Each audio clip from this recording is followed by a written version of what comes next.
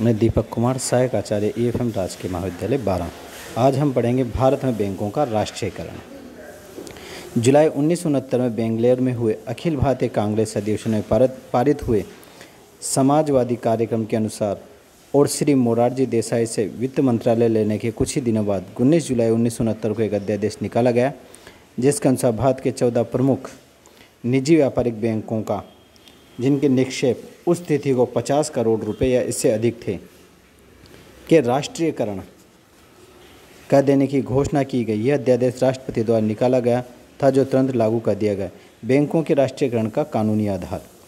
सरकार ने 14 प्रमुख बैंकों के राष्ट्रीयकरण के लिए 25 जुलाई 1969 को बैंकिंग कंपनीज विधेयक 1969 लोकसभा में प्रस्तुत किया, जो 4 अगस्त को पास कर दिया गया। 8 अगस्त को राज्यसभा ने भी उसे पारित कर दिया और तथा 9 अगस्त को कार्यवाहक राष्ट्रपति के इस पर हस्ताक्षर होकर यह बैंकिंग कंपनीज अधिनियम 1969 बन गया। बैंकों का राष्ट्रीयकरण 1969। राष्ट्रीयकरण के समय 14 व्यापारिक बैंकों की जमा राशि 2742 करोड़ रुपए थी, जो सरकार के अधीन आ गई। उस समय स्टेट बैंक ऑफ इंडिया और उसके सहायक बैंकों की निक्षेप राशि 1509 करोड़ रुपए थी, जो इस प्रकार कुल राशि 4251 करोड़ रुपए हो गई। राष्ट्रीयकरण के बाद से बैंकों में जमा धन का लगभग 85% अंश सरकारी नियंत्रण में आ गया। राष्ट्रीयकरण की विशेषताएं। 14 बैंकों के राष्ट्रीयकरण की प्रमुख विशेषताएं निम्नलिखित है। भारत के 14 निजी व्यापारिक बैंकों का स्वामित्व, जिनकी जमा राशि 50 करोड़ रुपए या इससे अधिक थी, सरकार ने अधिकार में ले लिया। इन बैंकों के नाम निम्न हैं, जिनमें है Central Bank of India, Punjab National Bank, Bank of Baroda, United Commercial Bank, Canara Bank, United Bank of India, Dena Bank, Syndicate Bank, Union Bank of India, Allahabad Bank, Indian Bank, Bank of Maharashtra और इंडियन ओवरसीज बैंक। इन 14 बैंकों की संपूर्ण संपत्ति, दायित्व तथा कोष आदि सरकारी अधिकार में आ गए। इन बैंकों के अंशधारियों को आपसी समझौते के अनुसार अथवा किसी न्यायाधिकरण के निर्णय के अनुसार क्षतिपूर्ति देने की व्यवस्था की गई। कुल क्षतिपूर्ति का अनुमान 82.5 करोड़ रुपए लगाया गया, जो प्रतिभूतियों के रूप में देने की व्यवस्था की गई। प्रत्येक बैंक के मुख्य अधिकारी उसके परिरक्षक नियुक्त कर दिए गए। प्रत्येक बैंक के अध्यक्ष अथवा प्रबंध संचालक तथा संचालक मंडल के सभी सदस्य अपने पदों से मुक्त कर दिए गए। इस प्रकार 14 बैंकों के संचालक मंडलों को भंग कर दिया गया। इन बैंकों के अन्य कर्मचारी तथा अधिकारी अपने पदों पर यथावत बने रहे और इन्हें सरकारी कर्मचारी मान लिया गया। इन बैंकों के संचालन के लिए सरकार द्वारा नियम बनाने की व्यवस्था की गई। बैंकों का राष्ट्रीयकरण 1980 को 6 और बड़े बैंकों का राष्ट्रीयकरण कर दिया गया तथा राष्ट्रपति ने इस संबंध में अध्यादेश जारी किया। जिन बैंकों का राष्ट्रीयकरण किया गया उनके नाम इस प्रकार थे: Andhra bank limited, corporation bank limited, new bank of India, oriental bank of commerce, Punjab and Sindh bank तथा विजया बैंक। उपरोक्त राष्ट्रीयकरण के निर्णय से देश के वही बैंक प्रभावित हुए जिनका कारोबार 14 मार्च 1980 को 200 करोड़ रुपए या उससे अधिक था। राष्ट्रीयकरण के समय उपरोक्त 6 बैंकों के पास जमा धन की कुल देनदारियां 2356 करोड़ रुपए से अधिक थी। इन बैंकों के राष्ट्रीयकरण के अध्यादेश में ऐसा प्रावधान किया गया कि इन बैंकों के सामान्य कामकाज और ग्राहकों की सेवा में कोई व्यवधान न हो। यह प्रावधान भी किया गया कि बैंकों के राष्ट्रीयकरण के फलस्वरूप अधिग्रहित की गई पुरानी कंपनियों का मुआवजा दिया जाएगा, जिसका निर्धारण केंद्रीय सरकार करेगी। और इन बैंकों के राष्ट्रीयकरण का उद्देश्य यह बताया गया है कि इनमें जमा धन के एक बड़े भाग का उपयोग सामाजिक आर्थिक लक्ष्य पूरे करने में हो तथा बैंकों द्वारा ऋण नीति कार्यान्वयन पर अधिक प्रभावी नियंत्रण किया जा सके। भारतीय स्टेट बैंक समूहों का राष्ट्रीयकरण। स्वाधीनता के पश्चात देश में सबसे बड़े व्यापारिक bank imperial bank of India का राष्ट्रीयकरण कर भारतीय स्टेट बैंक की स्थापना की गई। साथ ही साथ 7 अन्य रियासती बैंकों का राष्ट्रीयकरण कर इसके सहयोगी बैंक का दर्जा दिया गया तथा स्टेट बैंक समूह के रूप में देश का पहला व्यापारिक बैंक सार्वजनिक क्षेत्र में स्थापित हुआ। स्टेट बैंक समूह के अंतर्गत भारतीय स्टेट बैंक तथा अन्य 7 सहयोगी बैंक आते हैं।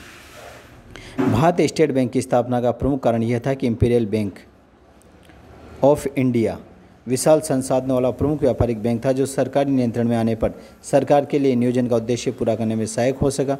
अखिल भारतीय ग्रामीण साख सर्वेक्षण समिति ने भी अपने प्रतिवेदन में ग्रामीण साख व्यवस्था हेतु इंपीरियल बैंक को राष्ट्रीयकरण की अनुशंसा की। इस प्रकार ग्रामीण बैंकिंग जांच समिति ने इंपीरियल बैंक का आधिकारिक सरकारी नियंत्रण स्थापित करने की सिफारिश की। फलस्वरूप 1 जुलाई 1955 को इंपीरियल बैंक का नाम का राष्ट्रीयकरण कर भारतीय स्टेट बैंक नाम दिया गया।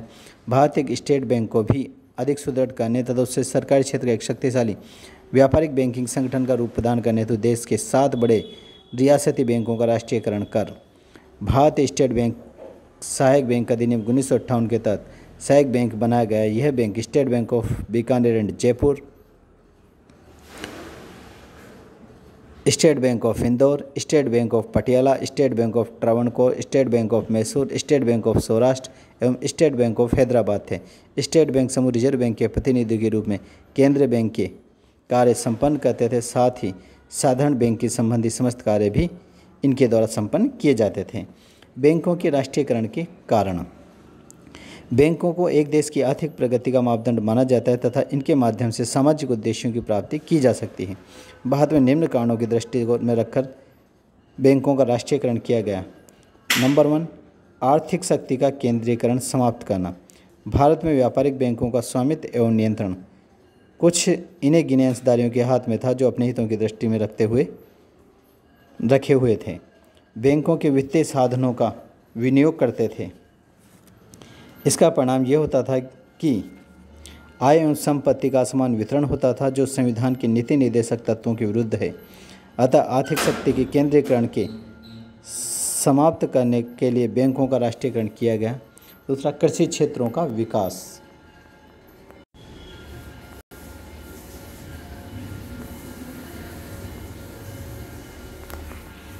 दूसरा बिंदु है कृषि क्षेत्र का विकास। यद्यपि कृषि भारत का सबसे बड़ा एक महत्वपूर्ण उद्योग है, किंतु व्यापारिक बैंकों ने कृषि का विकास करने की दिशा में कोई अभिरुचि नहीं दिखाई, इस क्षेत्र में विनियोग नहीं किया। यह इस तथ्य से स्पष्ट है कि व्यापारिक बैंकों ने 1993 में कृषि क्षेत्र को 19 करोड़ रुपए के ऋण दिए, किंतु 1966 में घटकर 3.9 करोड़ रुपए रह गए, जबकि इसके विपरीत इन बैंकों ने 1964 में संगठित उद्योगों को 56 करोड़ रुपए दिए, जो 1963 में बढ़कर 299 करोड़ रुपए हो गए।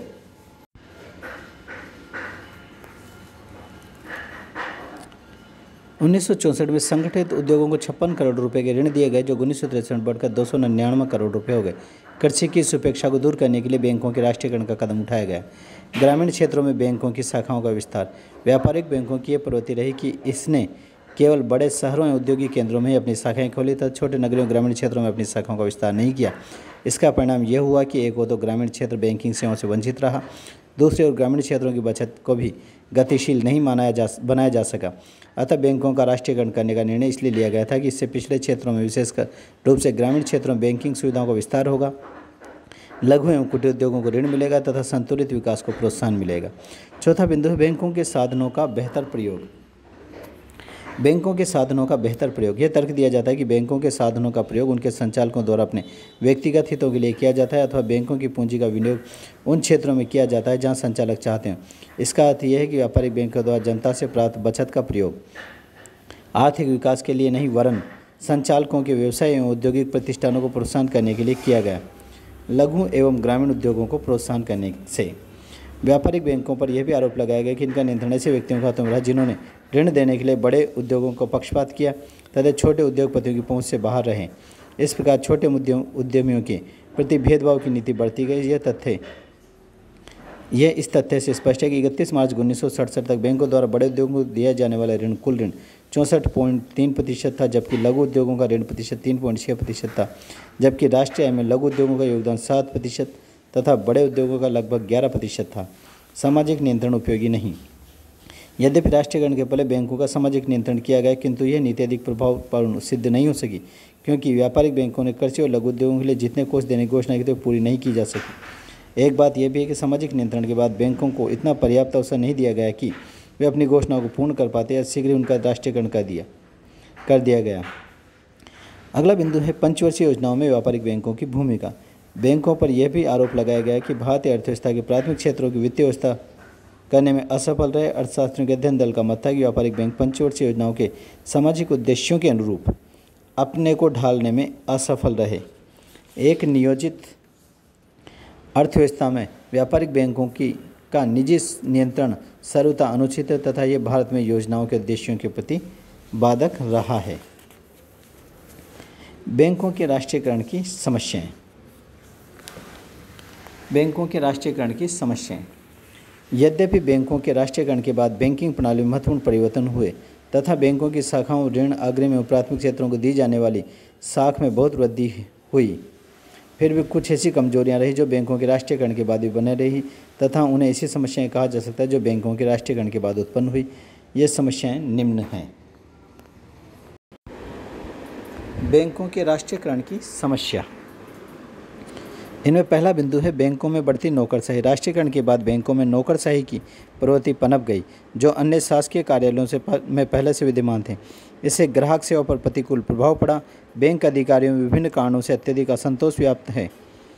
कर्मचारियों के विभिन्न वर्गों और वेतनमानों में असंगतियां हैं। इस संबंध में पिल्लई कमेटी के सुझावों से असमानताएं दूर नहीं हो पाई। दूसरा बिंदु बैंकों की लाभ की गिरती दर। व्यापारिक बैंकों का एक कमजोर पक्ष यह भी है कि बैंकों की लाभ की दर गिरती जा रही थी। कुछ लोगों का यह विचार है कि लाभ की धारणा सामाजिक बैंकिंग के अनुरूप नहीं है, किंतु ये बात महत्वपूर्ण है कि बैंकों को न लाभ न हानि के आधार पर नहीं चलाया जा सकता। इसका कारण यह है कि पूंजी पर उचित प्रतिफल के साथ ही व्यापारिक जोखिम के लिए प्रावधान रखना आवश्यक होता है, जो लाभ के द्वारा ही संभव है।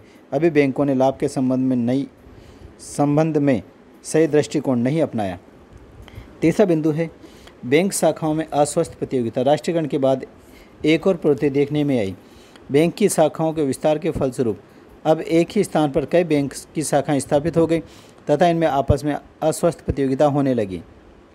वास्तव में इन बैंकों में इस बात के लिए प्रतियोगिता होनी चाहिए कि कौन बैंक कितनी सेवाएं प्रदान कर रहा है, किंतु इस प्रकार की स्वस्थ प्रतियोगिता देखने को नहीं आ रही थी। वर्तमान में बहुत कम बैंक ऐसे हैं जो बैंकिंग प्रणाली का नव प्रवर्तन कर रहे हैं, अर्थात परंपरागत बैंकिंग प्रणाली से हटकर जन सामान्य के लिए बैंकिंग सेवाओं को महत्व दे रहे हैं। बैंकों को अपने कार्यों में विविधता लाने की जरूरत है। चौथा बिंदु ग्राहक सेवा में तत्परता का भाव। राष्ट्रीयकरण के बाद पिछले दशक में बैंकों की एक कमजोरी यह भी देखने में आई कि बैंकों की ग्राहक सेवा के क्षेत्र में तत्परता की कमी आई है। यदि बैंक जमाव को आकर्षित करना चाहते हैं तो उन्हें ग्राहक सेवा में सुधार करना चाहिए। ग्राहक बैंकों की क्षमता की जांच इस आधार पर करते हैं कि काउंटर पर उनका काम कितनी जल्दी होता है। शायद ग्राहक सेवा में कमी इसलिए भी आई है कि अब पहले की तुलना में बैंकों का कार्यक्षेत्र बहुत बढ़ गया है। अगला बिंदु है राजनीतिक दबाव की संभावना। बैंकों के राष्ट्रीयकरण के बाद बैंकों की कार्यप्रणाली में राजनीतिक दबाव एवं हस्तक्षेप निरंतर बढ़ता गया। कर्मचारियों की नियुक्ति, स्थानांतरण, ऋण स्वीकृति आदि में राजनीतिक दबाव अथवा किसी विशेष व्यक्ति के साथ पक्षपात के लिए बैंक अधिकारियों को दबाने की घटनाएं आम हो गई। इस प्रकार हस्तक्षेप के फलस्वरूप बैंकों का कार्य सुचारू रूप से नहीं चल पाता तथा उनके सामने कठिनाइयां उपस्थित हो गई। अगला बिंदु है मजदूर संघ। वर्तमान में एक कठिनाई ये भी उपस्थित हो गई कि जरा सी बात पर बैंकों में हड़ताल, आंदोलन आदि होने लगे, जिससे बैंकों की कार्यप्रणाली में बाधा उपस्थित होती थी। अगला बिंदु है आर्थिक नियोजन की वित्तीय व्यवस्था में योगदान की कमी। बैंकों के राष्ट्रीयकरण में आशा की गई कि राष्ट्रीयकरण बैंक आर्थिक नियोजन के लिए वित्तीय व्यवस्था करेंगे। योजना एक इस संबंध में उत्साह ही भी था, पर यह आशा पूर्ण नहीं हो सकी। नेक्स्ट बिंदु है साख के ढांचे में वांछनीय परिवर्तन नहीं। राष्ट्रीयकृत बैंकों की एक कमजोरी ये भी रही कि वे विभिन्न क्षेत्रों में साख के अंतर को दूर नहीं कर पाए। इसका एक कारण यह भी है कि बैंक कर्मचारी एवं बैंकिंग प्रणाली बैंकों में नवीन अपेक्षाओं के अनुरूप अपने को ढाल नहीं पाए। अतः यह आवश्यक है कि उपरोक्त उद्देश्यों की पूर्ति हेतु बैंक अधिकारियों की मनोवृत्ति में परिवर्तन किया जाए। एक कथन के अनुसार यदि बैंक स्टाफ को देश में चल रही प्रगति की मूक क्रांति की दिशा में नहीं मोड़ा जाता तो बैंकिंग कार्य प्रणाली के अंतर्गत कृषि विकास शाखाएं, क्षेत्र विकास का दृष्टिकोण, अग्रणी बैंक योजना, ग्राम अधिग्रहण योजना इत्यादि कार्य अधिक महत्वपूर्ण सिद्ध नहीं होंगे। इस दिशा में शाख नियोजन की भी बहुत आवश्यकता है। कुछ नई समस्याएं भी उत्पन्न हो गई, जिनमें है राष्ट्रीयकरण के बाद रिजर्व बैंक का ग्रामीण शाखाओं को प्राथमिकता देने की नीति में कुछ नई समस्याओं एवं चुनौतियों को जन्म दिया। उपरोक्त नीति के कारण बैंकों की ग्रामीण शाखाओं का बहुत विस्तार हुआ तथा शहरी एवं महानगर शाखाओं में कमी आई। यह तो अच्छी बात है कि ग्रामीण क्षेत्रों में शाखाएं खुलें, पर इसमें एक समस्या ये पैदा हुई कि घाटे में चलने वाली शाखाओं की संख्या बढ़ गई। नए कार्यालयों के लिए प्रशिक्षित स्टाफ की कमी हो गई तथा ऐसे कर्मचारियों का बेभाव हो गया जिनका गांव के प्रति झुकाव है। गांव में कर्मचारियों के लिए आवश्यक सुविधाओं का अभाव भी अनेक समस्याओं का कारण है।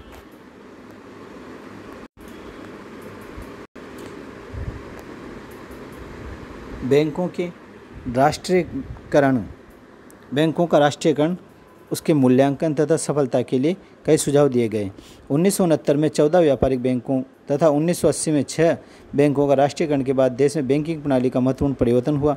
यह आशा की गई कि देश में मौद्रिक क्षेत्र में विस्तार तथा आर्थिक क्रियाओं में वृद्धि के साथ बैंकिंग कार्यों में वृद्धि होगी और इस बात से इनकार नहीं किया जा सकता कि राष्ट्रीयकृत बैंकों ने देश के सामाजिक और आर्थिक परिवर्तन में महत्वपूर्ण कार्य किया। बैंकों की सफलता के लिए कुछ सुझाव दिए गए जो कि निम्न हैं। पहला, बैंक कर्मचारियों की मनोवृत्ति में परिवर्तन। वर्तमान संदर्भ में बैंकों की भूमिका बदल गई तथा अब बैंक अधिकारियों को अपने आप को जनता का सेवक समझना है। कर्मचारियों में जन सेवा की भावना पैदा होनी चाहिए तथा इस संदर्भ में ग्राहक सेवा को प्राथमिकता दी जानी चाहिए। आज जो नौकरशाही की प्रवृत्ति देखने आ रही है उसे दूर किया जाना चाहिए। दूसरा, रिजर्व बैंक के सुझाव। रिजर्व बैंक के गवर्नर ने व्यापारिक बैंकों को सफलता के लिए 3 सुझाव दिए। जमा वृद्धि करने तथा ऋणों की वापसी के क्षेत्रों में बैंकों को सतत प्रयास करना चाहिए ताकि उत्पादन कार्यों के लिए कोषों में वृद्धि की जा सके। दूसरा, विभिन्न वर्गों को दी जाने वाली साख, विशेष रूप से प्राथमिक क्षेत्र की साख में को निश्चित अवधि में सूचना रिजर्व बैंक को दी जानी चाहिए। तीसरा बिंदु है, बैंकों को इस बात पर भी ध्यान रखना चाहिए कि नई शाखाओं को खोलने के लिए दिए गए लाइसेंस में विलंब न हो। 20 सूत्रीय कार्यक्रम को पुनः प्रारंभ करने से बैंकों को एक नई दिशा प्रदान की। तीसरा बिंदु है, साख प्रसार के साथ संबद्ध सुविधाएं। बैंकों द्वारा साख विस्तार के साथ यह भी आवश्यक है कि सरकार द्वारा आवश्यक सुविधाएं जैसे भंडारण की सुविधा, परिवहन कठिनाइयों का निराकरण, सड़कें, बिजली, पानी, टेलीफोन इत्यादि आदि ये सुविधाएं उपलब्ध नहीं होती तो मात्र साख प्रसार का कोई लाभ नहीं होगा, क्योंकि साख स्वयं किसी चीज़ का सृजन नहीं कर सकती। इन सुविधाओं के बिना बैंकों से आशा नहीं की जा सकती कि ये आर्थिक विकास की गति तेज कर देंगे, अपितु इसके साथ अन्य एजेंसियों को भी सहयोग मिलना चाहिए। चौथा बिंदु है, लाभदायकता और सामाजिक उद्देश्यों में तालमेल। यह स्पष्ट किया जा चुका है कि बैंकों के लाभ में अपेक्षाकृत वृद्धि नहीं हुई। बैंकों को सामाजिक उद्देश्यों की पूर्ति के साथ लाभदायकता को भी ध्यान में रखना चाहिए और इन दोनों में तालमेल होना चाहिए। स्टाफ ढांचा। बैंकों की कार्यकुशलता बढ़ाने के लिए आवश्यक है कि उनके स्टाफ ढांचे में सुधार किया जाए तथा इस दिशा में बैंकों के स्टाफ की संख्या निर्धारित करने में वैज्ञानिक दृष्टिकोण अपनाना चाहिए तथा समस्त शाखाओं में अनुकूलतम स्टाफ के ढांचे को निर्धारित करना चाहिए। अगला बिंदु है, बाजार धारणा का विकास।